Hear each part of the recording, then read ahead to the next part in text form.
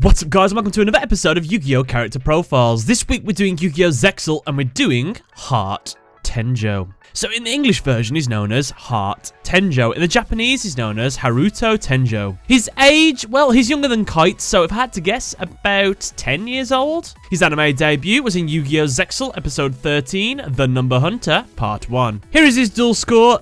As you can see, he doesn't have one. Although it does say he did duel once. This was in the manga, and that was against Kite Tenjo. Though he did win, unfortunately we only count the anime duels, so sorry, Hart. Quick gist on the character. Hart Tenjo is the son of Dr. Faker and the younger brother to Kite Tenjo. Hart possesses abilities from the Baryon world, which include abilities like creating pathways to alternate realities, teleporting himself to other places. His powers also allow him to see and hear astral, and finally he can also transfer his powers to others. For example, when he transferred them to Kite, which took the form of Neo Galaxy Eye's Photon Dragon. Unfortunately, Dr. Faker abuses his powers in order to accomplish his plan on destroying the astral world and collecting the numbers. Despite his fragile persona and appearance, Hart's dub name is the German word for tough or strong.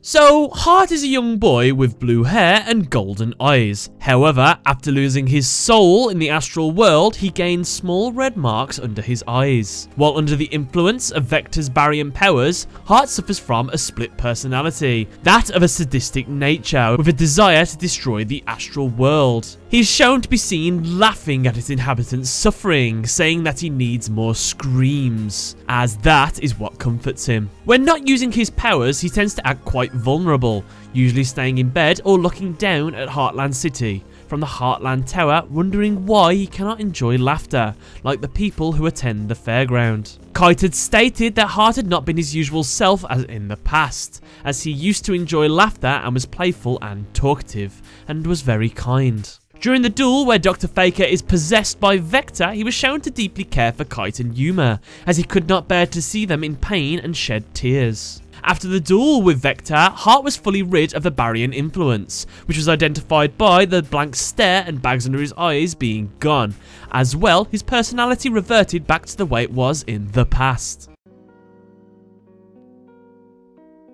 Hart was born very frail and sickly, and due to this, his father, Dr. Faker, went to great lengths to try to save him. He eventually made a deal with Vector of the Baryon world, who sustained Hart's life in exchange for Faker finding a way to collect the numbers and destroy the astral world. In the past, Hart lived with his brother Kite and Orbital 7 in a small wooden villa where they would play all day. This happy life, however, was disrupted due to the presence of Hart's dark energy. Mr. Heartland appeared before Hart and his brother and told Kite that Hart's powers are useful for the world and that Hart must go with him per Dr. Faker's orders. Sometime later, Hart was visited by Kite, but he couldn't remember him. Angered, Kite demanded from Mr. Heartland to know what he had done with his brother. He said the only way to heal Hart is the gathering of 100 number cards. Upon hearing that, Kite agreed to become a number hunter. After Nash was defeated, the Earth saved, and Yuma and Astral's duel had concluded, Hart started assisting with his father, Vetrix, Quinton, and a revived Kite to research parallel worlds. So, while deckless in the anime, in the manga he does possess one.